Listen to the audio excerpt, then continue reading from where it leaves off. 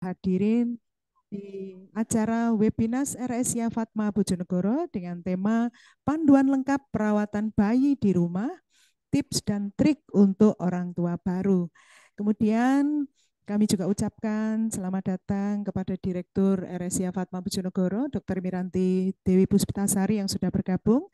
Kemudian juga para peserta yang pagi ini sudah bergabung ya. Siapkan catatannya supaya bisa mencatat-catat sehingga meskipun setelah selesai acara masih tetap bisa belajar ya Bunda ya.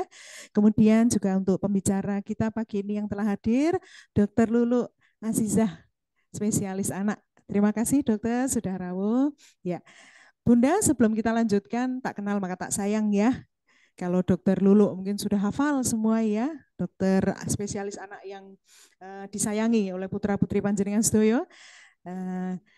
Saya selaku moderator hari ini ya, nama saya Eli, saya akan memandu untuk keseluruhan acara kita pagi ini sampai dengan selesai nantinya ya. Baik Bunda, karena Bunda sudah menunggu ya dan sudah siap untuk belajar, kita akan segera mulai. Kita akan acara kita pagi ini dengan doa, dengan bacaan basmalah bersama-sama ya. Bismillahirrahmanirrahim.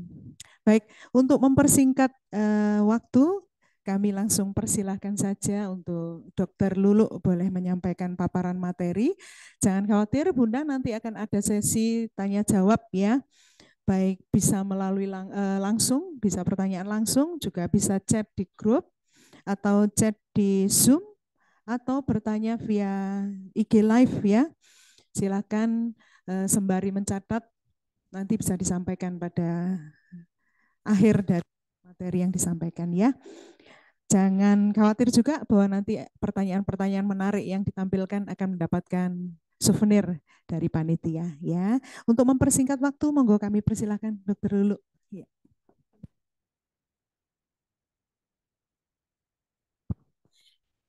Assalamualaikum warahmatullahi wabarakatuh. Pada pagi hari ini saya akan membawakan tentang tips dan trik merawat bayi di rumah.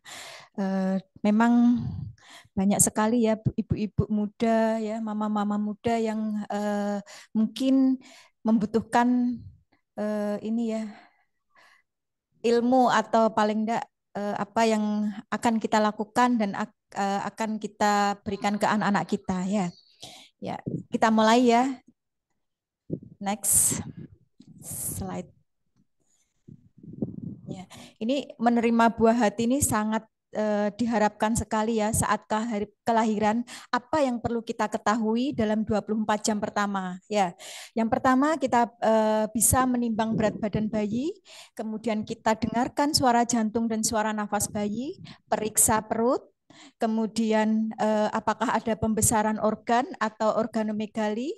Kemudian yang berikutnya bisa kita evaluasi bagaimana tali pusatnya, bagaimana cara kita untuk menyusui terhadap bayi kita.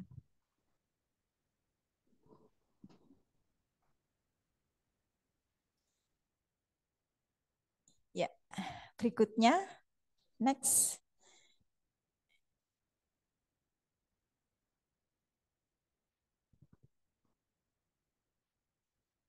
Ya ini kencing juga ya, kencingnya bagaimana, kemudian alat kelaminnya bagaimana, apakah dia sudah pup ataukah dia sudah BAB, itu yang kita evaluasi dalam 24 jam pertama. Next. Ya, untuk mengukur bayi.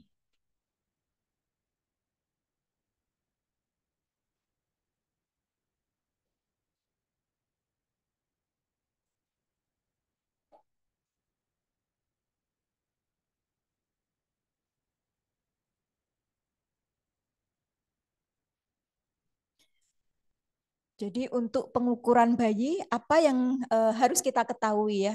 Pertama kita bisa mengukur dari berat badan, kemudian panjang badan, serta kita bisa mengukur lingkar kepala. Ini yang perlu kita pahami ya. Jadi mengukur berat badan, kenaikan berat badan bayi tiap hari itu bisa 20 sampai 25 gram per kilo per hari ya. Kemudian berat badan normal idealnya kan 2.500 sampai dengan 4.000. Jadi dalam 10 hari pertama kelahiran ya, usia bayi, berat badan bayi ini bisa menurun sampai dengan 10% batasnya ya. Kemudian untuk panjang badan umumnya sekitar 46 sampai 56 cm. Kemudian kenaikan panjang badan ini dari lahir sampai dengan usia 12 bulan bisa 24 cm per tahun. Kemudian dalam 12 sampai dengan 24 itu 10 cm per tahun. Kemudian dalam usia rentang dari 24 bulan sampai dengan 36 bulan itu sekitar 8 cm per tahun. Kita juga bisa mengukur lingkar kepala bayi ya. Lingkar kepala normal 33 sampai dengan 37 cm dan lingkar kepala ini menunjukkan variabel sebagai bayi ini apakah ada mikrosefali ataukah ada hidrosefalus nantinya ya. Kita bisa mengevaluasi. Next. Nah, untuk tali pusat ini juga kita perhatikan ya. Jadi tali pusat ada apa dengan tali pusat ini ya? Tali pusat itu bisa lepas dalam kurun waktu 1 sampai dengan 4 minggu, rata-rata sekitar 14 hari sampai dengan 3 minggu biasanya ya 21 hari. Nah, untuk menjaga tali pusat ini yang perlu kita perhatikan adalah kita tidak membasuh tali pusat ini dengan alkohol ataupun dengan betadin ya seperti itu. Kemudian kalau memasangkan popok juga jangan menutupi ini ya tali pusat karena nantinya kalau dia terkena pipis akan menginfeksi dari tali pusat. Diupayakan di bawahnya seperti itu. Kemudian kapan kita waspada untuk tali pusat ini ada infeksi ya? Biasanya pada tali pusat didapatkan nanah, kemudian ada kulit di sekitarnya berwarna kemerahan, kemudian ada berbau tidak sedap, kemudian bayinya itu tiap kali dimandikan tiap kali dia disibini gitu ya, dia sudah saat tersentuh dia itu akan kesakitan, kemudian ada demam. Nah, seperti itu ya untuk tali pusat. Next. Nah, ini problem ya pada bayi-bayi memang harus diberikan ASI ya. Bagaimana? Next. Selanjutnya kita lihat ya untuk ASI ini bukan hanya sebagai makanan terbaik untuk bayi, tapi merupakan makanan secara alamiah untuk bayi. Pemberian ASI sebaiknya dimulai pada jam pertama kehidupan, yaitu dengan dilakukan IMD. Pada saat bayi kontak kulit dengan kulit, ini akan merangsang pengeluaran ASI juga ya. Kemudian manfaat ASI ini apa? Ya, banyak sekali manfaat yang kita dapatkan seperti pada ibu bisa mempercepat pemulihan rahimnya ya, kemudian mengurangi perdarahan, kemudian mengurangi resiko terjadinya kanker payudara ataupun bisa meningkatkan bonding antara ibu dan bayi. Kemudian untuk bayi juga sangat penting sekali ya untuk mempunyai zat yang lengkap untuk bayi, kemudian ASI mudah dicerna, dapat mengurangi resiko infeksi, alergi maupun obesitas dan untuk membantu perkembangan otak. Next. Nah, ini bagaimana perlekatan yang benar saat menyusu ya. Ini seperti yang saya paparkan di sini ya, dagu bayi menyentuh payudara ibu. Ya, dagunya ya, bibir bawah bayi terpeluntir keluar ya seperti bibir domble seperti itu ya. Nanti semakin dia ngenyot, nanti produksi ASI akan semakin bagus. Kalau dia cuman hanya terbatas di puting, nanti kurang efektif. Nah, di sini juga akan menyebabkan perlukaan di puting ibunya ataupun bisa bayi ini juga berat badannya nggak naik-naik karena yang dirangsang itu bukan kelenjar ASI-nya tapi saluran ASI-nya. Next. Ya, ini feeding kurs ya. Jadi bagaimana cara mengetahui bayi itu lapar ya? Bayi lapar bisa dia dengan bayi itu lebih membuka mulut kemudian menjulur-julurkan lidah, kemudian memasukkan jari atau tangannya ke dalam mulut, menggerak-gerakkan kepala ke samping kanan dan kiri, kemudian mengecap-ngecapkan bibir, kemudian menghisap tangan, baju atau selimutnya, bahkan dia rewel sampai dengan menangis. Next. Ini tanda-tandanya apa? Kalau kita sudah memberikan ASI tapi tidak mencukupi, jadi masih tidak adekuat ya. Biasanya pada hari ke-5 tinja itu masih bayi itu masih warna hitam. Nah, itu tanda kalau dia kurang ASI. Kemudian yang kedua biasanya pipisnya bayi itu juga akan berkurang dalam sehari. Idealnya dia bisa pipis dalam 6 kali ya, paling tidak minimal ini cuman misalnya 2 kali, 3 kali, ini juga akan sebagai penanda kalau ASI ini kurang. Kemudian dalam 24 jam bayi kurang minum, biasanya cuma 6 kali minum. Kemudian bayi lebih cenderung kuning atau mengantuk atau sulit dibangunkan, ini juga tanda kurang ASI. Kemudian minum secara berlebihan dalam jarak yang dekat atau menyusu dalam waktu yang lama, bayi terlihat tidak nyaman. Kemudian tanda-tanda dehidrasi, ini apa? Ada lemah, turgor kulit menurun, kemudian mukosa mulut yang kering, dan ubun-ubun menjadi cekung. Next. Sebaliknya, bagaimana kalau tanda ASI-nya itu cukup ya? Bayi kencing dalam sehari bisa 6-8 kali. Ya, berat badan akan kembali normal di usia 10 sampai dengan 14 hari. Nah, kenaikan berat badan setidaknya dalam 3 bulan pertama 750 sampai 1000 gram.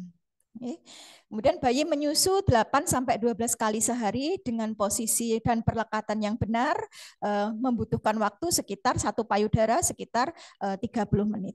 Ya, jadi kalau misalnya bayi itu datang ke kita di hari ke-7, antara kurang dari 10 hari. Berat badan bayi saya kok turun, Dok? Nah, itu wajar, Bu. Jadi nggak usah khawatir, nggak usah gugup, nggak usah stres ibunya. Jadi nanti kalau ibunya stres, anaknya juga semakin stres gitu ya. Jadi bayi itu ada namanya fase diuresis dan post diuresis. Nah, di sini di saat fase diuresis memang banyak yang dikeluarin dari bayi ya, misalnya pipis maupun beraknya.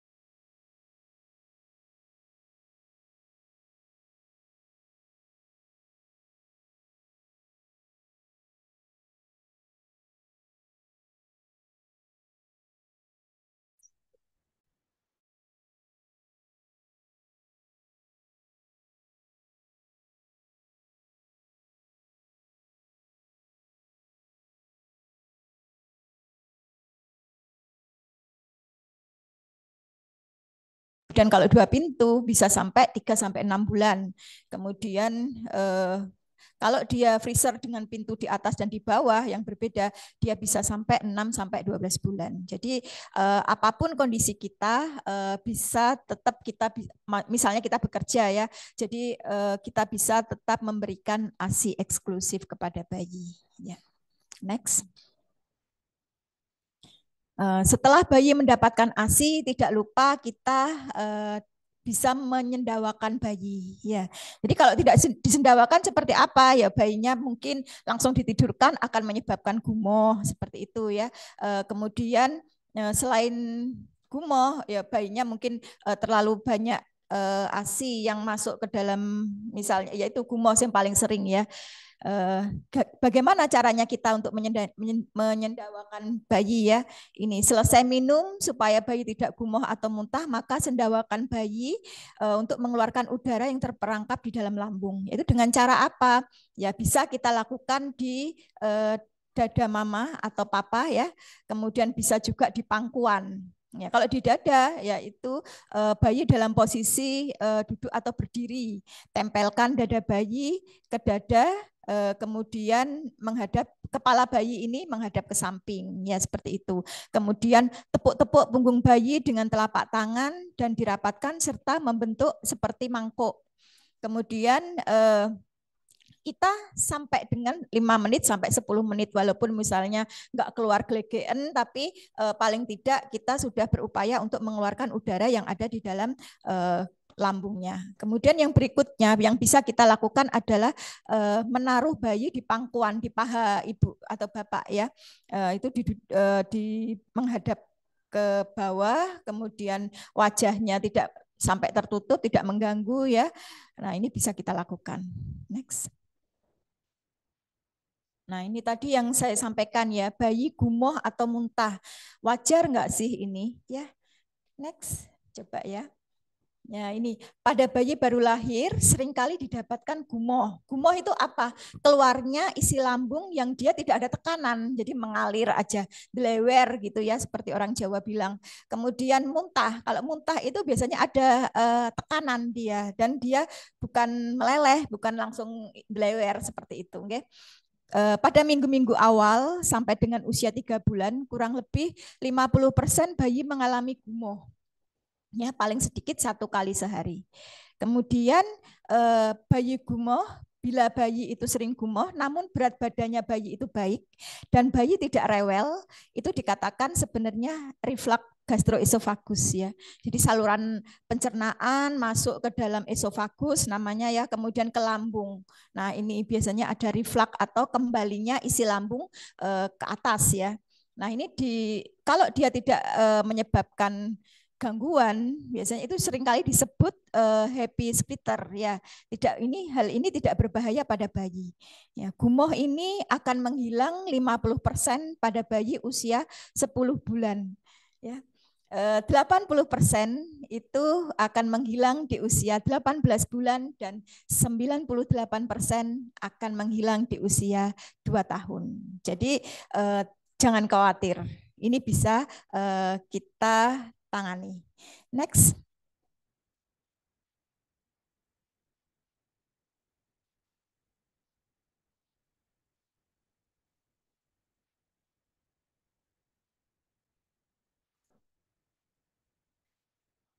Macet.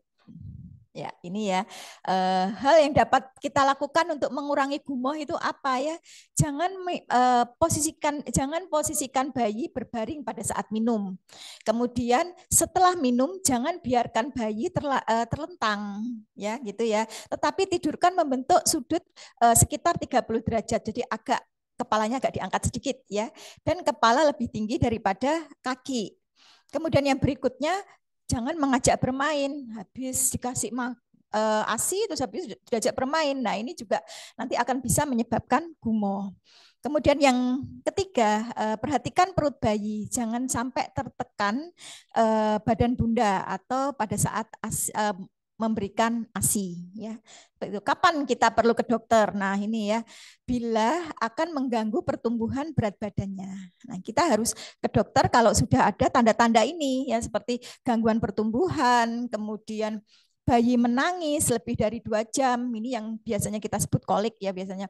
Kemudian bayi menolak minum pada periode yang cukup lama, kemudian ada darah pada tinja, dalam muntah juga ada darah ya, perubahan perilaku bayi, misalnya dia semakin lemas atau anaknya juga kurang berespon. Nah, ini juga menyebabkan apa yang kita lakukan dan kita periksakan segera ke dokter. Next. Nah, ini untuk tips untuk menggendong bayi ya. Nah, ini next. Ya, manfaat menggendong bayi. Bayi ini kita gendong itu bermanfaat untuk bayi sendiri ataupun ke orang tua ya. Untuk bayi apa ini ya? Bisa menjaga stabilitas suhu badan bayi, menjaga detak jantung dan pernafasan bayi lebih stabil, bayi akan lebih tenang dan pertumbuhannya akan lebih baik. Kemudian yang berikutnya untuk orang tua itu akan menyebabkan bonding antara bayi dan ibu. Kemudian saat mendekap bayi, kita mengajak bicara secara tidak langsung, ini juga akan memberikan efek terhadap perkembangan bicara bayi. Jadi sangat banyak sekali manfaat yang bisa kita lihat. Next. Ya, ini cara menggendong bayi ya. Cara menggendong bayi itu kita bisa lihat dari bayi kapan itu bayi sudah mulai kepalanya tegak. Ya, akan berbeda dengan bayi yang baru lahir. Ini akan berbeda ya. Cara menggendong bayi yang benar yaitu satu, menimbang bayi. Cara ini paling banyak dilakukan, menempatkan salah satu lengan di bawah leher dan kepala si kecil.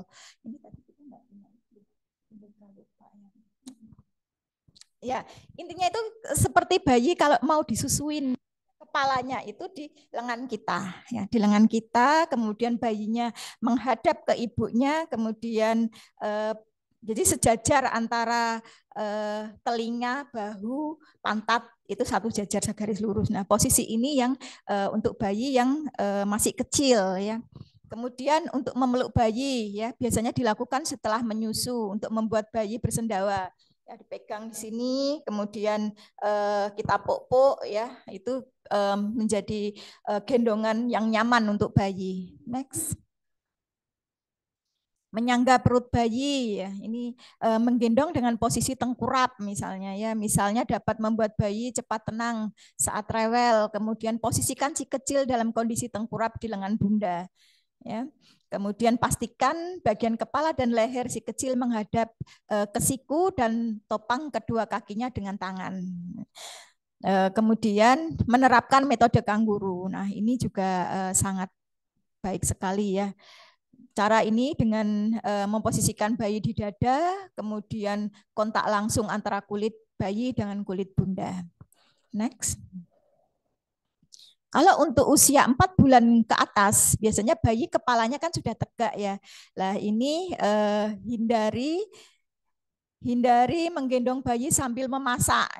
Bayinya diajak masak, kemudian memegang benda tajam atau makanan dan minuman yang bersuhu panas. Nah ini hindari ya. Kemudian hindari juga menghindari agar tidak menimang atau menggoyangkan tubuh bayi terlalu kencang. Ya, kenapa? Ya, ini mengguncang tubuh bayi secara berlebihan, ini dapat menyebabkan perdarahan otak atau disebut dengan second baby syndrome (SBS) ya. Nah, ini biasanya seringkali terjadi juga kalau goncangan terlalu berlebihan itu bayi kekurangan misalnya defisiensi vitamin K ini akan menyebabkan perdarahan di otak. SBS ini berisiko pada bayi dengan usia 6 sampai 8 minggu. Next. Ya. Bolehkah ini ya menggendong bayi baru lahir dengan gendongan khusus ya? Gendongan bayi ini dapat membantu orang tua menggendong si kecil dengan lebih nyaman. Tetapi harus diperhatikan bahwa gendongan yang digunakan ini harus disesuaikan dengan usia bayi agar tidak membahayakan bayi. Pastikan menggendong dengan teknik yang benar dan tepat sesuai dengan usia si kecil. Kemudian orang tua dianjurkan untuk menggendong bayi dengan menggunakan metode ini ya, ada tics ya, taik atau erat ya. Kain gendongan harus melekat erat memeluk bayi. Jika longgar, posisi bayi dapat melorot ya, melorot dari gendongan. Kemudian terutama ini bayi prematur atau bayi kecil ya. Next ya, yang kedua syaratnya itu selalu dalam pandangan ya. Pada saat menggendong ini harus kita melihat wajah bayi, dapat melihat wajah bayi. Jangan sampai kain gendongan atau sesuatu apapun dapat menutupi wajah bayi. Nih. Yang ketiga, pastikan posisi menggendong cukup tinggi dan aman sehingga penggendong dapat dengan mudah mengecup kepala bayi. Jangan sampai melorot ke bawah, seperti itu ya. Kemudian yang berikutnya, ingat posisi memeluk, dapat mengganggu jalan napas bayi. Menekuk maksudnya ya, ingat posisi menekuk dapat mengganggu jalan napas bayi. Yang berikutnya, gendong bayi dengan posisi tegak ya, di mana dada dan perut bayi menempel pada dada bunda ya. Gendongan harus menopang seluruh punggung bayi. Kain gendongan juga harus menopang seluruh pantat dan paha bayi. Dengan kedua lutut bayi membuka seperti sedang jongkok atau posisi M-shape ya. Next. Yang berikutnya yang bisa kita perhatikan kepada bayi adalah bayi kuning. Nah, kenapa ini bayi terlihat kuning ya? Jadi bayi itu kadang dalam 14 hari pertama atau 3 hari, di usia 3 hari, 4 hari ya, itu bisa kuning. Nah, ini kenapa bisa terjadi? Kadar zat penyebab warna kuning itu adalah bilirubin namanya ya. Kadar bilirubin. Bila kadar bilirubin yang meningkat di atas normal, ini menyebabkan warna kulit bayi akan menjadi kuning. Kemudian, nah bilirubin ini ada dua ya, bilirubin yang tidak terkonjugasi, biasanya terjadi pada bayi kurang dari 2 minggu. Kemudian yang berikutnya bilirubin yang terkonjugasi atau direct, bilirubin direct itu biasanya terjadi pada lebih dari 2 minggu. Yang sering kita sebut dengan penyakit kolestasis. Ini metabolisme bilirubin. Jadi bilirubin itu awalnya dari mana? Dari eritrosit atau sel darah merah. Jadi sel darah merah dipecah ya, dipecah dengan enzim tertentu akan menghasilkan namanya bilirubin. Kemudian dari bilirubin, nanti bilirubin ini akan mengikat namanya albumin. Albumin masuk ke dalam apa itu namanya liver atau hati, nanti akan dipecah di situ dengan enzim glucuronil asid ya. Nah, itu akan menjadi bilirubin yang terkonjugasi. Bila hal ini tidak terjadi, nah dari bilirubin konjugasi ini masuk ke dalam usus, kemudian dia masuk ke tinja ya, bisa memberikan pewarnaan pada tinja, kemudian bisa ke urin atau kencingnya bayi. Ini bisa keluar seperti itu. Next.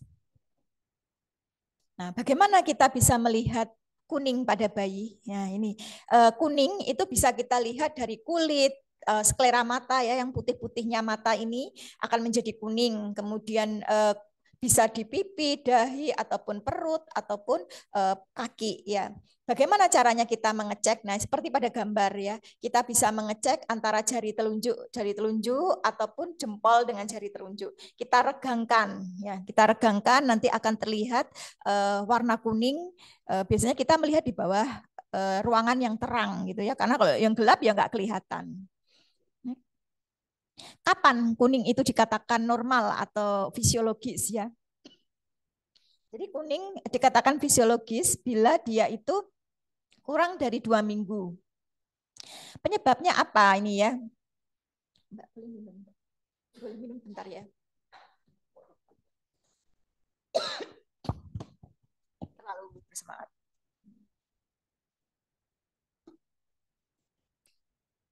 Jadi kuning yang kondisi normal atau fisiologis itu ada yang disebabkan oleh breastfeeding jaundice atau breast milk jaundice. Lah ini apa bedanya? Ya, breastfeeding jaundice itu saat bayi baru minum ASI, biasanya kan masih sedikit ya jumlahnya. Ini akan menyebabkan usus belum terisi banyak ASI. Ya, jadi ususnya masih sedikit untuk dapat menyerap ASI ya. Padahal di dalam usus itu terdapat aliran akan menjadi lambat karena tidak ada makanan yang lewat ke usus, sehingga bilirubin di usus ini akan menumpuk, kemudian diserap kembali masuk ke dalam darah sehingga akan menyebabkan bayi ini kuning. Ya. Bila ASI yang minum sudah banyak, maka akan menyebabkan bilirubin yang ada di usus ini akan dibuang bersama tinja maupun pipis bayi. Kemudian yang kedua itu breast milk jaundice. Breast milk jaundice itu apa? Ya, bayi sudah banyak minum, sudah ibaratnya dia itu sudah minumnya sudah berlebihan sampai dikatakan rakus ya, tapi bayinya tetap kuning. Nah, ini kenapa ya? Di dalam ASI ada zat yang dapat menghambat ikatan antara bilirubin indirect dengan bilirubin yang direct atau bilirubin yang tidak langsung dengan bilirubin yang langsung, ini akan menghambat dia. sehingga menyebabkan bilirubin indirect atau bilirubin tidak langsung itu tidak keluar melalui kencing. Nah, seperti itu. Ini yang menyebabkan bayi kenapa kuning. Nah, ini bukan karena minumnya yang kurang, tapi karena ASI-nya sendiri. Ya, kuning karena ASI ini terjadi biasanya pada usia 5-6 hari, dapat terus kuning selama mendapat ASI dan biasanya akan menurun di usia 6-8 minggu. Kadang juga akan menghilang di usia 3-4 bulan. Ya, jadi ini ya. Tapi kadar bilirubin indirect pada breast milk jaundice biasanya jarang lebih dari 20 mg kalau kita cek ya. Jadi tidak perlu di stop ASI. Kalau sudah begini misalnya sampai 1 bulan kenapa kok bayi saya masih kuning? Nah, ini ada ikatan ini tadi ya yang menghambat apa namanya? Menghambat pembentukan dari bilirubin yang tidak langsung menjadi bilirubin yang langsung yang harusnya dikeluarkan lewat kencing. Ya, ada yang menghambat seperti itu. Tapi tidak perlu di stop ASI. Biasanya sih untuk ngetesnya biasanya kadang ada ibu-ibu yang menyetop ASI gitu. Terus biasanya akan membaik sendiri kuningnya seperti itu. Tapi hal ini tidak perlu dilakukan. Tetap kita lanjutkan pemberian ASI. Next. Kapan kita perlu membawa bayi kuning ya ke dokter ya? Bila kuningnya semakin bertambah, kemudian kuningnya sudah mencapai di kaki, kemudian tungkai, kemudian bayinya biasanya tampak lemah, terus ada demam, terus ada suara tangisan yang melengking misalnya ya, dan kuning itu tidak menghilang lebih dari 2 minggu. Kalau kuning dari 2 minggu, yang perlu kita waspadai adalah kelainan fungsi hati. Ini yang jangan menganggap remeh atau sepele ya. Kalau bayinya lebih dari 2 minggu masih didapatkan kuning, kemungkinan ini akan membutuhkan pemeriksaan-pemeriksaan khusus. Seperti apa yang kita takutkan? Apa itu namanya, penyakit yang namanya kolestasis ya. Ini biasanya gejalanya itu urin berwarna gelap seperti teh atau itu berwarna keputihan atau warna seperti dempul gitu ya. Kemudian ini yang perlu kita perhatikan untuk bayi kita untuk membawa ke rumah sakit ya, seperti itu. Next. Nah, ini jadi nantinya setelah anaknya dibawa ke dokter ini akan ada pemeriksaan-pemeriksaan, misalnya USG yang untuk mengetahui apakah dia terjadi atresia biliar atau saluran empedunya yang tidak terbentuk seperti itu ya. Kemudian pemeriksaan kencing, mungkin ya bisa terjadi infeksi saluran kencing ataukah ada kista di dalam salurannya, kemudian adakah penyakit-penyakit lain atau sepsis, ini juga bisa menyebabkan bayi kuning. Ya, ini perlukah ini ya bayi dijemur setiap pagi untuk mengurangi kuning? Nah, gini ya, menjemur bayi itu tidak ada kaitannya untuk menurunkan bayi kuning, ya seperti itu. Karena tujuan menjemur itu apa? Untuk mendapatkan vitamin D, ya seperti itu. Jadi boleh dijemur, tapi bukan untuk menurunkan kuning. Ya, untuk menurunkan kuning apa ya? ASI, ya, yang ASI itu sendiri. Kecuali pada kondisi-kondisi yang seperti saya sebutkan tadi ya, penyakit-penyakit yang perlu kita waspadai. Ya, untuk menjemur bayi tidak harus kita lakukan tiap hari kita jemur. Tapi dalam 1 minggu mungkin bisa 2-3 kali ya. 3 kali dalam seminggu, cukup 15 menit jam 9 pagi. Ya, agar kita bisa mendapatkan vitamin D untuk bayinya. Karena kalau bayi kekurangan vitamin D, ini akan menyebabkan gangguan pertumbuhan tulang, gangguan otot, kemudian bisa terjadi rakitis. Ya. Next. Nah, ini selanjutnya kita belajar tentang kondisi kulit bayi ya. Kondisi kulit bayi itu normal enggak kulit bayi merintis-merintis, kemerahan gitu. Normal enggak ini? Penyakit atau kelainan yang sering terjadi pada bayi itu diantaranya bisa dermatitis atopik. Ya, dermatitis atopik itu biasanya muncul pada bayi usia 3-6 minggu. Walaupun bisa juga terjadi sejak lahir. Kemudian gejalanya apa? Ya pipi kemerahan, kadang ada apa kayak krusta atau borok-borok sedikit gitu ya. Kemudian menyebar di telinga maupun leher. Kemudian umumnya ini akan menghilang sendiri sampai dengan usia 1 tahun gitu ya. Kemudian yang berikutnya penyakit dermatitis seboroik. Dermatitis seboroik itu apa ya?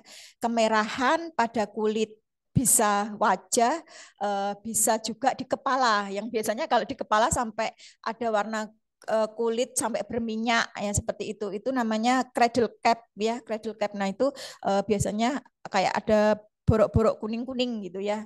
Itu bisa menghilang sendiri dalam beberapa minggu atau beberapa bulan. Kalau sudah sampai terjadi cradle cap atau apa namanya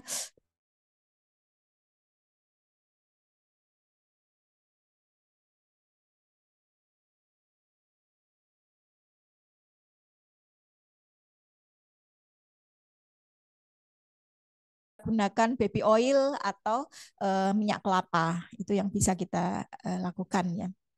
Next. Yang berikutnya penyakit kulit yang sering terjadi pada bayi ini erythema toxicum. Ya, erythema toxicum ini penyebabnya belum diketahui. Bila terjadi di kulit, bisa terjadi di kulit, badan, lengan atas maupun lengan bawah. Biasanya muncul dalam 24 jam sampai 48 jam pertama setelah lahir. Ya, akan menghilang sendiri dalam waktu 2 minggu. Yang berikutnya milia. Ya, milia ini seperti kuning-kuning kayak jarum pentul gitu ya. Kemerahan pada kulit yang disebabkan bayi masih membawa hormon dari ibunya. Kemudian hormon tersebut akan merangsang kelenjar minyak untuk menghasilkan minyak berlebih dan akan mengental. Gejalanya ini ya, bentol pada kulit seperti sebesar ujung jarum.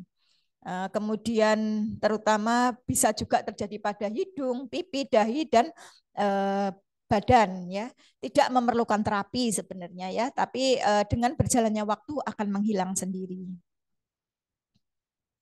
Nah, ini yang juga perlu kita ketahui ya, penyakit jantung bawaan.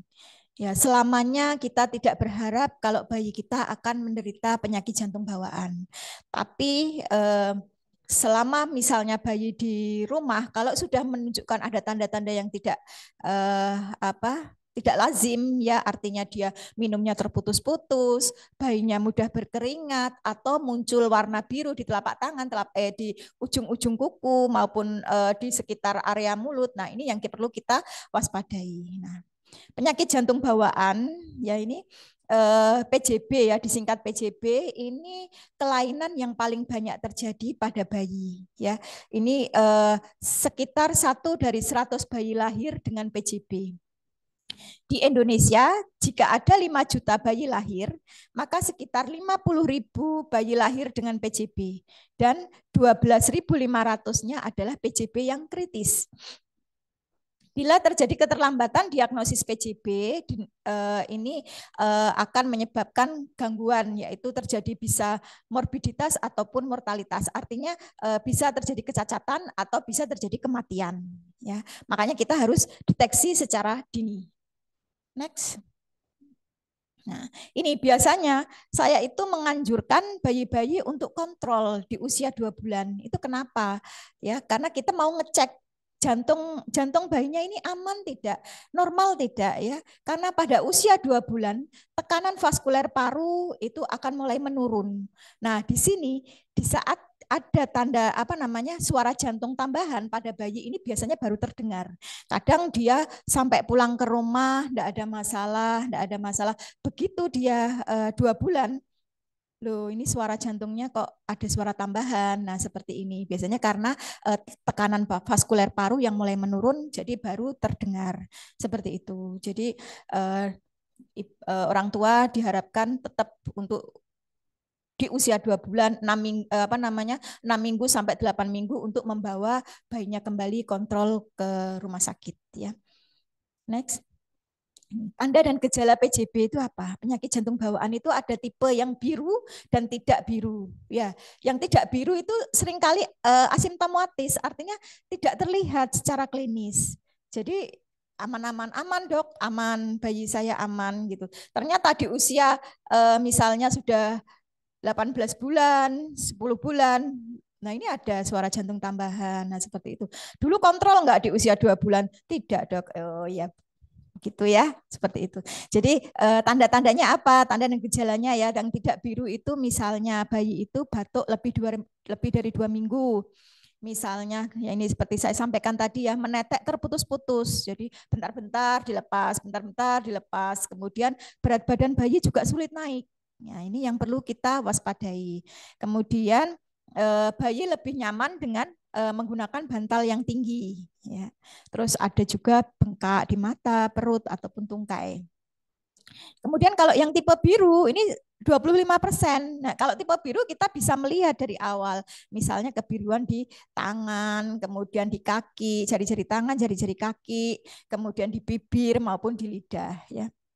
Nah, ini seperti pada gambar ya. Next.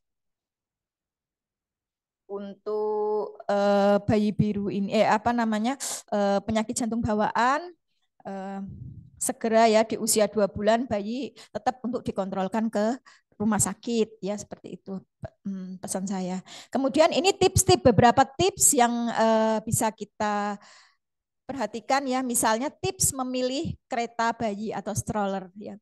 Ini biasanya kalau udah hamil misalnya di usia 6 bulan sampai 8 bulan itu biasanya ayah ibunya saking senengnya ya itu sudah cepet-cepetan beli kereta bayi ini itu beri perlengkapan gitu ya. Nah, ini tips memilih kereta bayi. Lebih baik memilih kereta bayi yang menghadap ke arah bunda atau ayah atau yang mendorong. Jadi biar pilih yang ada seat belt ya, terutama bermanfaat saat bayi akan dibawa dengan mobil. Kemudian kereta bayi mempunyai cukup ruang untuk menyimpan barang-barang yang dibutuhkan, ya misalnya pampers atau botol-botol atau apa ya. Kemudian roda kereta bayi itu bisa tunggal atau ganda, tapi roda yang ganda itu akan menambah stabilitas kereta bayi. Kemudian adanya penutup kepala boleh diupayakan yang berwarna transparan sehingga bayi bisa kontak mata dengan ibunya, seperti itu ya. Kalau dipasang mainan, upayakan mainan itu jangan sampai cepat jatuh, ketarik-tarik gitu jadi jatuh gitu ya, seperti itu. Terus kalau bayi sudah bisa duduk sendiri ya jangan ditaruh di kereta, nanti bisa jatuh sendiri nanti ya. Next. Nah, ini yang berikutnya untuk memandikan bayi. Ya, ini juga bayi itu dimandikan di saat tali pusarnya itu sudah kering. Jadi jangan pada waktu masih basah. Kalau masih basah ya cukup kita sibini aja ya. Kemudian bayi jangan dimandikan sebelum minum ya, nanti akan menjadi rewel, atau dimandikan setelah minum. Nah, ini akan menyebabkan bayi gumoh ya, atau muntah. Kemudian untuk memandikan bayi, jangan memandikan bayi sebelum tali pusat puput atau kering ya. Kalau seperti itu ya berarti cukup dilap aja dengan handuk setengah basah, tetapi jangan sampai mengenai bagian pusat bayi. Yang berikutnya bak mandi berisi air hangat kuku ya, kemudian perlengkapan jangan diletakkan terlalu jauh, kemudian posisikan bayi dengan kepala agak sedikit tengadah, artinya agak lebih tinggi di jangan rata gitu ya, jadi agak lebih tinggi. Nah, ini untuk tips untuk membersihkan mulut, hidung dan telinga. Ini juga gitu ya, mulut bayi itu sering-sering dibersihkan paling tidak sehari 2 kali ya. Ini dengan dengan kita menggunakan bisa kasa ya, kasa steril, kita gulung, kita lilit di tangan kita, kemudian kita masukkan, kita bersihkan seperti itu. Kemudian untuk kotoran yang ada di lubang hidung, kita juga bisa menggunakan kapas, ya, kapas yang dipelintir. Upayakan jangan menggunakan ini cotton bud ya, takutnya nanti malah masuk ke dalam kotorannya. Jadi diupayakan menggunakan kasa yang dipelintir, pelan-pelan kita masukkan secara lembut, kemudian kita putar, baru kita keluarkan. Kemudian untuk telinga juga gitu ya, jangan menggunakan cotton bud, tapi bisa kita lakukan membersihkan hanya di sekitar daun telinga ya, jangan sampai masuk ke dalam. Seperti itu. Saya kira itu yang bisa saya sampaikan ya. Mudah-mudahan nanti bisa membawa manfaat untuk ibu-ibu yang baru. Terima kasih. Oke, baik, terima kasih Dokter Lulu. Saya pikir ini rezeki bagi kita semua ya, bunda-bunda ya, karena siang ini atau pagi ini kita dapatkan banyak sekali masukan mengenai perawatan bayi di rumah ya. Saya pikir lengkap sekali gitu ya. Baik, Mohon maaf Mbak Neni, itu kertas saya ketinggalan tadi ya.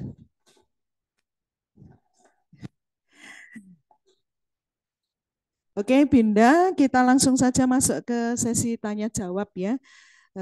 Untuk Bunda yang mau tanya live, bisa raise hand ya, nanti kami akan bantu.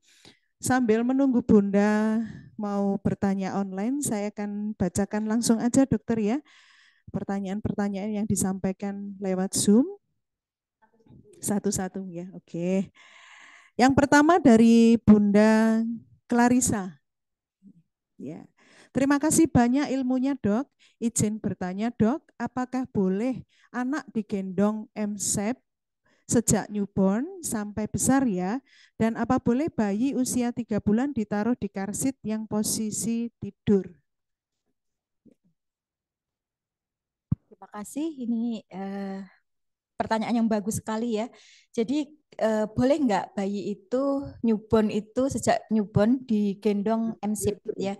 Jadi tujuan bayi masih newborn, otomatis kan kepalanya dia itu belum tegak ya. Kalau belum tegak, kalau dikasih apa namanya dengan posisi MSIP belum ini ya, kepalanya masih gini, masih nekuk-nekuk gitu ya. Jadi belum boleh ya. Jadi boleh diberikan kalau kepalanya sudah tegak, mungkin sekitar 4 bulan ke atas. Gitu ya. Untuk karsit, karsit juga begitu. Kita tidak boleh memberikan bayi ditidurkan di karsit itu kenapa?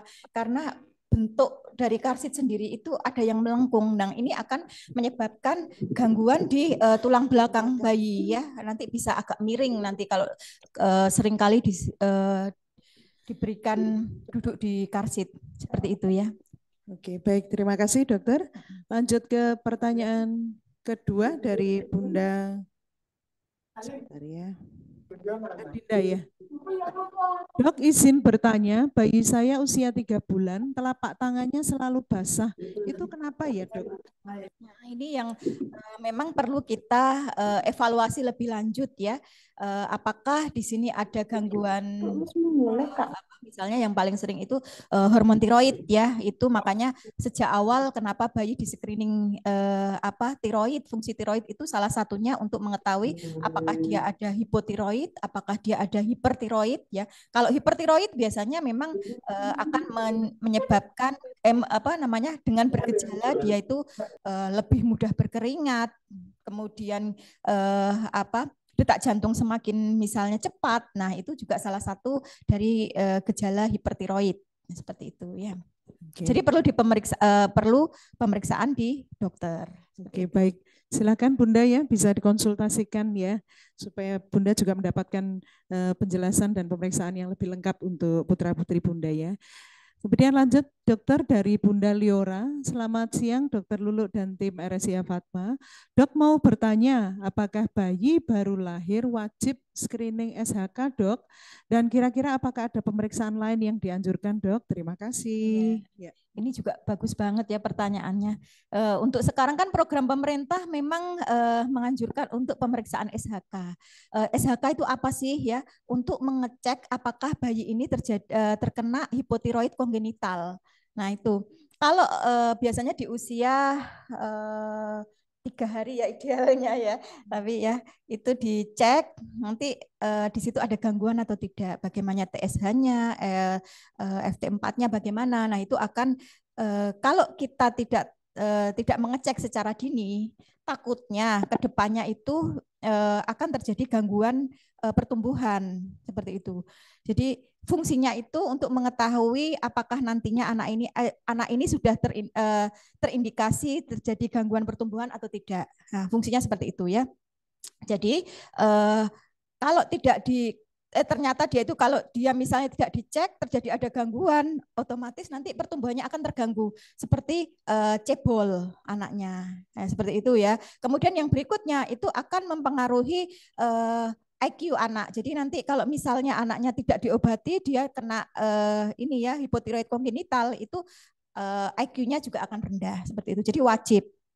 Oke, seperti itu. Yeah. Terus ada pemeriksaan lain ya. Pemeriksaan lain ini banyak ya, termasuk pada bayi-bayi prematur misalnya ya, itu kita screening pendengaran, kemudian kita screening penglihatan juga, apalagi dengan bayi-bayi yang sudah menggunakan oksigen lama misalnya, itu kita takutnya retinopathy of prematurity misalnya seperti itu. Jadi kita harus cek semuanya.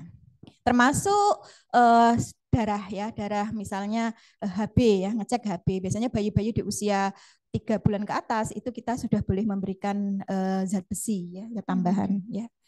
Oke, baik, terima kasih ya. Dan syukurnya SHK ini sudah jadi program nasional ya Dok. Jadi begitu melahirkan baik di vaskes pertama maupun lanjutan sudah diberikan SHK. Nah mungkin kadang-kadang ibu dari bayi juga bertanya-tanya gunanya untuk apa ya, anak saya ditusuk-tusuk, diambil darah ya. Jadi pagi ini kita juga dapatkan pengetahuan lagi ya. Lanjut dokter dari Bunda Ayun.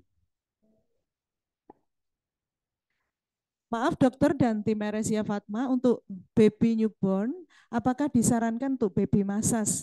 Karena sekarang ada beberapa penawaran berkenaan dengan baby spa atau baby massage. Kalaupun boleh, usia berapakah disarankan untuk baby massage? Dok? Oke, wah hebat ibu-ibu ini. Ya, karena peserta kita ini kebanyakan kan generasi milenial dan generasi Dok ya, yang sudah betul. Banyak pengetahuan, nah mungkin kurang pengalaman, jadi pagi ini diajarkan banyak hal. Iya, jadi bagus banget ya, memang baby spa atau massage pada bayi itu boleh diberikan sejak awal, sejak dini ya. Walaupun misalnya bayi itu dalam perawatan di ruang bayi itu sudah boleh kita lakukan. Tapi kalau bisa sih mamanya juga belajar sendiri, karena apa? Sentuhan-sentuhan yang diberikan oleh mama ke bayinya itu akan merangsang banyak hal ya, termasuk bayinya misalnya menjaga kehangatan, memberikan bonding antara bayi dengan mama, kemudian jadi tidak gampang sakit gitu ya. Jadi mamanya juga belajar sendiri di sini untuk baby massage-nya. Karena apa?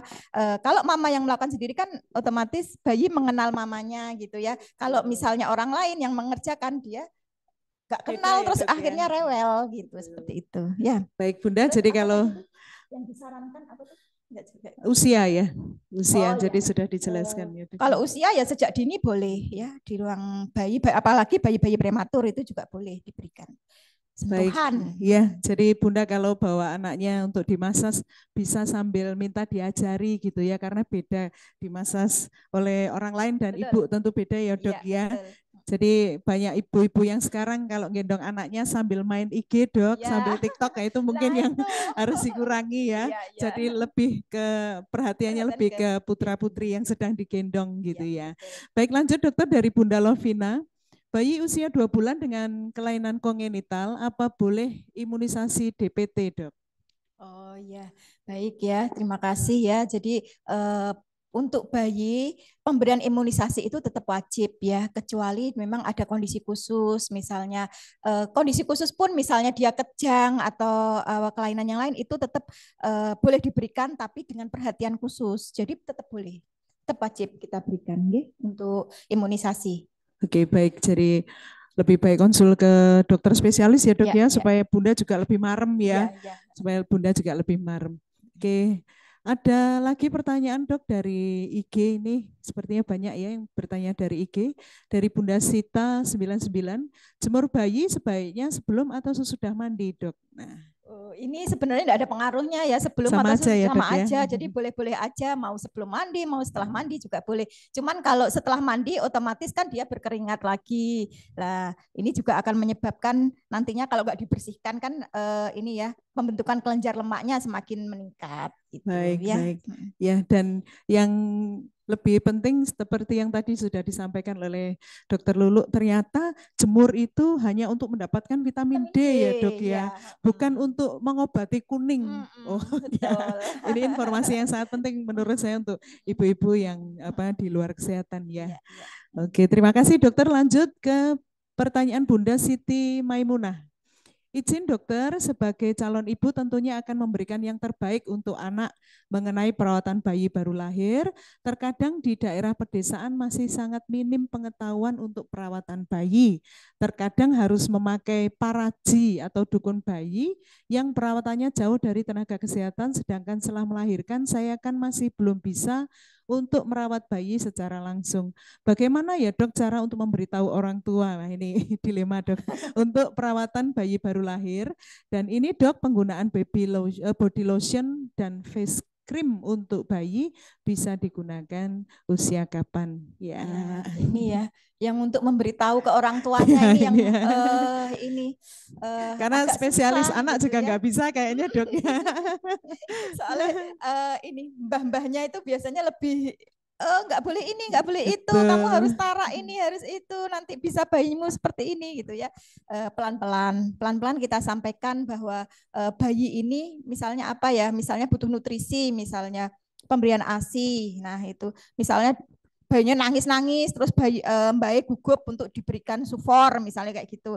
Nah itu kita berikan pengertian bahwa pemberian ASI itu manfaatnya gini, manfaatnya itu bisa menjaga imunitas gitu ya, seperti itu. Kalau pakai sufor misalnya anaknya gampang sakit atau apa gitu ya, istilahnya diomongin dengan bahasa yang halus gitu, karena nanti takutnya menyinggung seperti itu. Kemudian apa tadi, pembelian Face cream ya. cream ya, face cream. Sebenarnya bayi itu gak usah dikasih macam-macam, itu sudah bagus ya. Soalnya takutnya dia nanti alergi malahan. Iritasi Nah, ya itu dok ya. iritasi ya, seperti itu. Jadi tanpa apapun bayi aman gitu. Oke. Atau mungkin untuk para bunda yang orang tuanya perlu Polos. pemahaman waktu kontrol Oh ya ke dokter boleh. boleh Mm-mm. diajak ya dok Ya ya. boleh itu ya. Kadang-kadang simbah-simbah kalau bu dokter yang menyampaikan mungkin Iya. lebih itu ya, lebih Betul, percaya betul. ya. Ini banyak sekali dok memang Mm-mm. kasus di mana simbah-simbah itu Iya. Oh ikut ya, ya. apalagi ini ya, mumpung ingat di sini ada face cream dan body lotion, mungkin bedak ya, untuk memberikan bedak pada bayi, misalnya sudah kulitnya kering, dikei bedak tambah Tambah kering ya. kering, terus apalagi ditaruh bedaknya sampai ke alat kelamin. Nah itu jangan ya, diupayakan jangan sampai ke alat kelamin, karena serbuk-serbuk bedak itu takutnya bisa masuk ke alat kelamin yang bisa menyebabkan infeksi saluran kencing Baik, seperti baik. itu. Oke. Baik.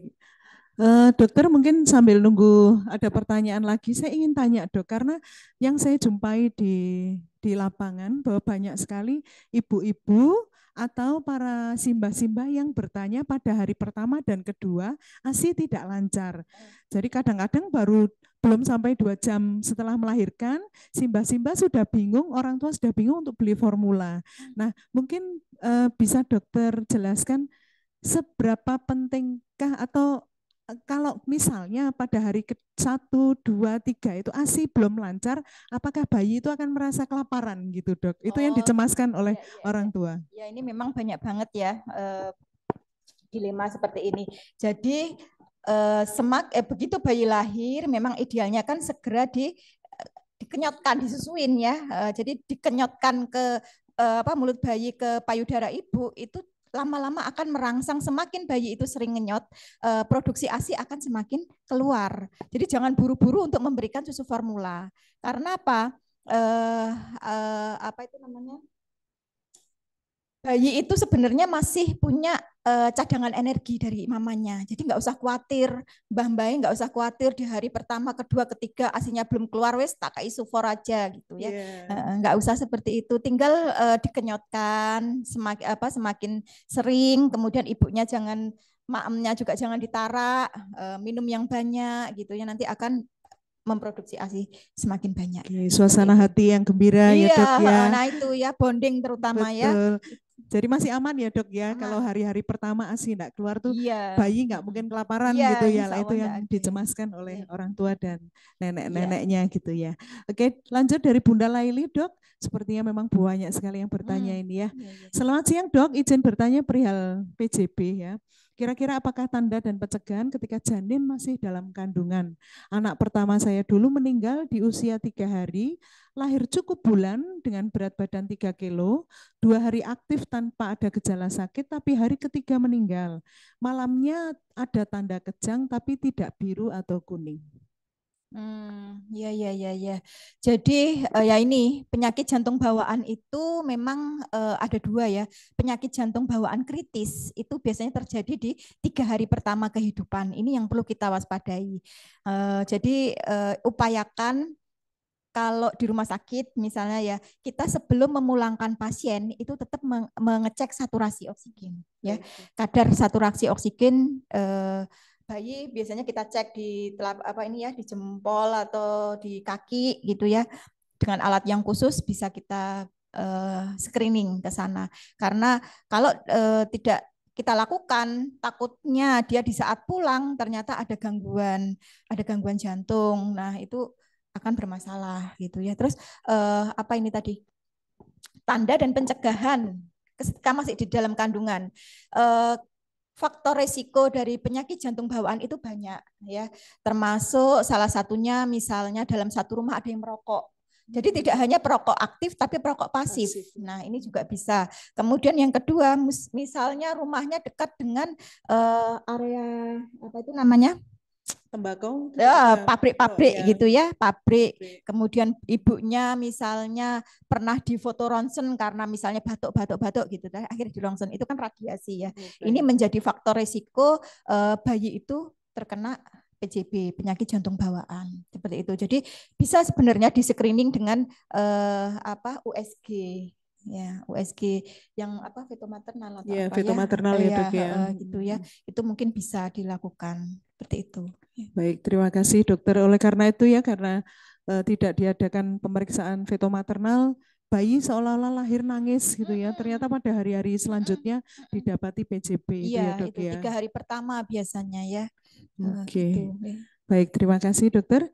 Kemudian lanjut dari Bunda Mila, izin bertanya, Dok, perkiraan besok bayi saya akan saya tinggal bekerja. Pertanyaan saya bagaimana cara menyusui bayi yang baik dan benar, dan bagaimana cara pumping ASI yang benar. Terima kasih, Dokter. Iya, ini untuk kondisi ibu yang bekerja, kondisi ibu yang bekerja, upayakan tiap 2 jam sekali tetap mengeluarkan ASI. Ya, mengeluarkan ASI yaitu dengan cara dipumping, nanti kita simpan di cool box ya seperti itu. Pada waktu pulang kerja sesegera mungkin kita tetap memberikan ASI atau menyusui bayinya seperti itu ya. Jadi tetap dipumping tiap 2 jam sekali dan intinya itu pengeluaran ASI, jangan sampai nanti nggak dikeluarkan, nanti bisa terbendung, bisa terjadi peradangan di payudara ibu ya. Itu. Baik, mesti rajin-rajin pumping, Dok ya, asupan cukup dan rajin-rajin pumping gitu ya, Bunda Mila ya. Ya semangat Bunda, tetap bekerja dan merawat bayi dalam ASI ya. Baik, ini dari, wah ini bayi kita Dokter, ini bayi Dokter Lulu ini. Saya Bu Suparti, bayi kembar 3 ya, jadi kita beberapa hari yang lalu sudah membantu persalinan bayi kembar 3 ya. Mau bertanya bagaimana cara agar ASI saya cukup untuk 3 bayi, karena yang perlu dikasih makan 3 bayi Dok. Banyak. Wow, luar biasa. Jadi, luar biasa ini. Jadi insya Allah sih ya, selama bayi itu dikenyotkan, sering-sering dikenyot ke payudara ibu, dan ibunya tidak istilahnya dari makanan juga cukup, minum juga cukup, ibunya juga selalu ada hormon happy itu ya, nanti insya Allah produksi bayi akan lancar, artinya banyak ya seperti itu. Jadi ibunya nggak usah stres, ibunya harus bahagia. Nah itu intinya. Jadi semakin dia ngenyot, produksi ASI semakin banyak. Nah gitu intinya. Jadi cukup-cukup aja insya Allah ya. Iya. Yakin. Yakin ya Bunda ya. Jadi makan yang baik, dan terutama suasana hati ya Dok ya. Betul. Jadi ayah juga mesti berperan aktif dalam hal ini Dokter. Dukungan dari suami dan keluarga dekat tentu diperlukan oleh Bunda ya. Buatan Gusti Allah pasti cukup ya Dok ya. Luar biasa Bunda Suparti, dikasih berkat oleh Yang Kuasa 3 bayi sekaligus ya. Turut berdoa sehat-sehat selalu ya Bu ya. Baik, ada lagi Dok pertanyaan dari Bunda Dwi. Sering terjadi orang tua menjadi bingung dan panik saat bayi menangis ya, terutama simbahnya kayak ini dok. Terlebih saat tangisan bayi tidak bisa ditenangkan, bahkan setelah ibu memberinya ASI. Tidak heran jika banyak ibu yang mengalami stres, baby blues, bahkan postpartum depression pada fase ini.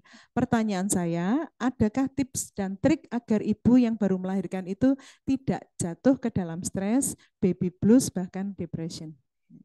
Ya, ini kalau menurut saya lebih sering bonding lah.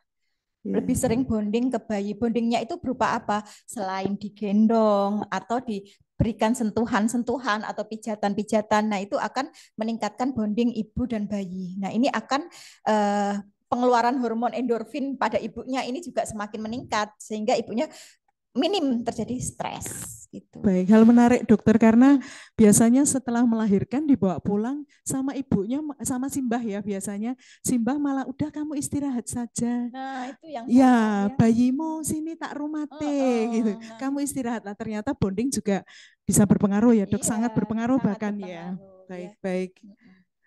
Oke, ada lagi? Nah, ini dari Ibu Tri Reni. Dok, bayi gumo ada kaitannya tidak dengan ibunya yang makan panas dan hangat? Insya Allah tidak ada ya. Jadi bayi gumo itu tadi mungkin terlalu berlebihan memberikan ASI, terus bayinya habis dikei ASI terus ditidurkan. Belum sendawa gitu ya, Dok, belum ya? disendawakan sudah ditidurkan. Nah, ini akan menyebabkan gumo. Kemudian yang berikutnya kalau memang dia tidak membaik dalam nangis terus rewel sampai 2-3 jam, yang kita khawatirkan adalah kolik atau kolik pada infantil ini paling sering juga. Gitu ya, Dok ya. Ditenangkan, ditaruh di ini pahanya ibunya, misalnya ditengkurepin, itu juga dielus-elus, itu juga akan mengurangi. Baik. Seperti yang tadi sudah dijelaskan ya, ada materi yang begitu lengkap mengenai gumoh tadi ya dok ya. Oke, lanjut dari Bunda Audrisi. Mata anak saya sudah umur 4,5 bulan tapi masih berair sama belekan. Itu normal atau harus diperiksakan ya dok ya? Iya, ini tetap harus diperiksakan ya Bu ya. Takutnya memang ada produksi air mata itu ada di sini, di ujung dari mata gini. Nah, mungkin penanganan di awal itu bisa jenengan putar-putar gitu di daerah situ ya. Sambil kita lihat takutnya ada bendungan memang di situ yang akan menyebabkan gangguan sehingga terjadi infeksi, terjadi kena bakteri sehingga terjadi mata belekan. Oke, baik Bunda, bisa segera ditindaklanjuti aja ya dok ya untuk dikonsulkan ke dokter spesialis supaya tidak berkelanjutan ya. Oke, lanjut. Masih ada beberapa pertanyaan lagi dari Bunda Adinda, dok. Selain DBF, untuk memancing produksi ASI kan bisa dengan pumping. Nah, lebih baik menggunakan media dot atau cup feeder untuk pemberian ASI pada newborn. Iya, ini bagus sekali juga ya pertanyaannya. Memang di pumping juga boleh, tapi memang idealnya nek pengen banyak produksi ASINya kita bisa melakukan dengan DBF ya. Lebih baik mana dot dengan cup feeder. Cup feeder. Gitu ya. Pilihan yang awal kita berikan adalah cup feeder. Karena cup feeder itu bayi bisa menyesuaikan kapan dia untuk berhenti minum ASINya ya. Jadi ya cup feeder kita dekatkan, jangan digelonggong gini ya. Kalau digelonggong otomatis juga kita nanti akan juga merangsang muntah. Tapi kalau ditaruh di bibir nanti dia akan ngambil sendiri. Oh, jadi gitu ada ya. Refleks dari bayi ya dok ya. Ada refleks sendiri dari bayi. Kalau menggunakan media dot yang kita khawatirkan jadi puting nantinya ya. Itu semakin dia digunakan langsung jerut air langsung ASINya langsung masuk gitu ya. Seperti itu ya. Jadi tapi kalaupun dengan cup feeder tidak bisa, pilihan terakhir tetap kita bisa menggunakan dot. Baik. Ya. Baik, terima kasih dokter. Lanjut ke Bunda Clarissa, saya akan bacakan. Agak panjang ini ada 4 pertanyaan dok. MPASI pertama untuk bayi sebetulnya apakah boleh pakai sedikit rasa seperti garam atau gula dengan jumlah yang sedikit sekali? Pertanyaan kedua, berapa persentase protein, karbo, buah sayur yang baik untuk tumbuh kembang anak? Ya. Kemudian terkait MPASI, berapa persentase protein, karbo? Oh, ini sama dengan yang atas ya. Kemudian apakah bayi usia 6 bulan dengan kondisi yang normal bolehkah dikitan untuk menghindari ISK pada bayi, Dok? Ada 3 pertanyaan. Jadi apa itu namanya, pada pemberian MPASI bolehkah diberikan sedikit gula atau garam? Ya seperti ini. Ini ada 2 pendapat ya, ada 2 pendapat yang berbeda gitu ya. Ada yang berpendapat memang tidak boleh sama sekali diberikan apapun karena dengan pemberian MPASI sendiri kita bisa menambahkan rasa-rasa itu dari misalnya bawang merah atau bawang putih yang kita geprek gitu ya, itu juga akan memberikan rasa, atau daun seledri, daun apa daun bawang ya, itu juga akan memberikan rasa. Tapi ada pendapat lain yang boleh diberikan ya, gitu seperti itu. Terus untuk presentasi protein, karbo dan buah sayur ini memang ini akan berbeda pada di usia 6 bulan. Kemudian di usia 1 tahun ini akan berbeda. Jadi lemak itu di usia awal itu memang lebih ditekankan sampai dengan kalau nggak salah 50% ya lemak, kemudian proteinnya 30%, sisanya karbo. Oke, baik, nanti di Dokter. usia 1 tahun ke atas itu akan berbeda lagi. Ya, persentasenya lebih banyak di proteinnya. Oke. Ya. Baik, yang pertanyaan terakhir, Dok, sunat pada usia 6 bulan. Kalau sunat itu memang idealnya kalau memang tidak ada masalah ya enggak apa-apa kita tunda. Tapi kalau memang dia ada masalah, sudah terjadi fimosis, artinya misalnya pada saat pipis di ujungnya itu bengkak, mendol, nah itu memang indikasi untuk dilakukan kitan. Ya, jadi tidak ada usia berapa, tapi kalau memang ada gangguan ya memang idealnya di kitan. Baik, ya terkait dari pertanyaan berapa jumlah protein dari usia 6 bulan itu di Rumah Sakit Fatma ada konsultan gizi, Dok. Jadi mungkin Bunda juga bisa berkunjung janji temu dengan konsultan gizi kami ya, karena Bunda saya lihat pemerhati banget gitu ya, sampai sedetil itu memperhatikan kebutuhan bayinya ya. Jadi baiklah untuk konsultasi ke ahli gizi kami ya. Sepertinya ini pertanyaan terakhir, Dokter. Dok, izin bertanya lagi, bayi saya usia 3 bulan, produksi ASI saya kenapa menurun ya, Dok? Padahal masih minum ASI booster setiap hari. Saya ibu pekerja, jadi kalau saya tinggal kerja, saya beri ASI yang sudah dipumping dan sufor kalau saya di rumah. Kalau di rumah saya DBF. Saya pumping di tempat kerja hanya dapat 120 mili.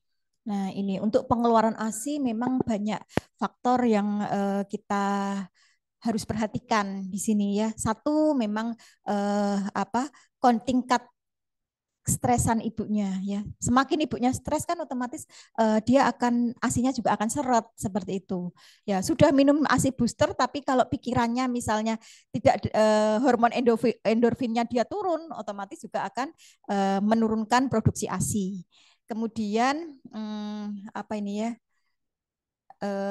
Kalau di rumah tetap diberikan ASI dan sufor misalnya. Ini kita mengikuti berat badan bayi, kita lihat kebutuhan cairannya bagaimana. Dalam 1 hari kebutuhan dia misalnya dengan bayi beratnya 5 kilo misalnya ya, 5 kilo berarti kebutuhan cairannya dia antara 500 sampai dengan 750. Kalau misalnya ibunya pumpingnya cuma 120 dan pemberian ASINya berapa, kita lihat misalnya 3 jam sekali, berarti nanti dari 500 itu kita bagi 8 gitu ya. Nanti sekali minum bayi ini harus mampu berapa gitu. Kalau misalnya jenengan sudah istilahnya ngasih sufor, upayakan ASINya maksimal dulu, dikasih ASI, sisanya nanti mungkin bisa ditambahkan. Seperti itu. Jadi jangan disufor tapi kita tambahkan gitu ya, seperti itu. Baik, terima kasih dokter. Saya pikir sudah cukup ya untuk pertanyaan-pertanyaan sudah terjawab semua oleh dokter Lulu dengan lengkap dok ya. Dan siang ini kita mendapatkan banyak sekali manfaat. Ya, terima kasih sekali lagi dokter. Terima kasih juga untuk para bunda yang sudah bergabung. Bunda, saya minta tolong untuk setiap bunda boleh buka videonya ya. Boleh buka videonya, kita akan ambil gambar bersama. Saya boleh minta tolong Bunda, boleh nyalakan videonya ya. Oke, saya masih tunggu.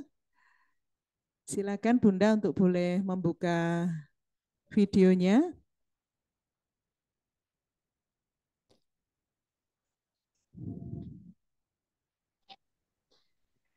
Oke, saya akan sudah siap. Saya masih tunggu Bunda.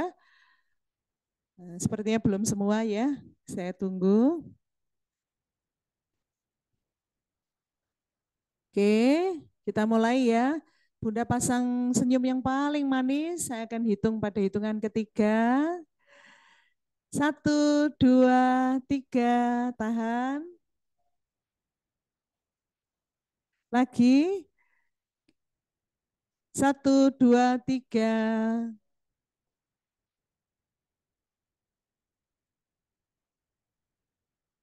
Oke, baik Bunda. Seperti yang tadi saya janjikan di awal bahwa akan ada door prize dari Rumah Sakit Fatma untuk para Bunda yang sudah bergabung. Oke, Bunda, karena keterbatasan waktu, kami akan pilih beberapa pertanyaan yang kami rasa paling bagus ya, paling bermanfaat. Kami akan menghubungi Bunda, panitia akan menghubungi Bunda untuk siapa saja nanti akan mendapatkan door prize dari Rumah Sakit Fatma. Sekali lagi saya sampaikan terima kasih sebagai moderator pagi ini atas ilmu yang sudah diberikan, Dokter. Terima kasih sekali, sehat-sehat selalu di dalam pelayanan. Oke, ya ada tambahan dari panitia bahwa nanti Bunda yang mendapatkan door prize akan di-share di media sosial kami di Instagram Rumah Sakit Fatma ya. Silakan selalu dipantau ya. Baik, terima kasih Bunda atas joinnya Bunda pagi ini. Saya selaku moderator mengucapkan terima kasih sekali dan mohon maaf jika ada kata-kata yang kurang berkenan. Selamat kembali beraktivitas, sehat selalu. Wassalamualaikum warahmatullahi wabarakatuh. Waalaikumsalam warahmatullahi wabarakatuh.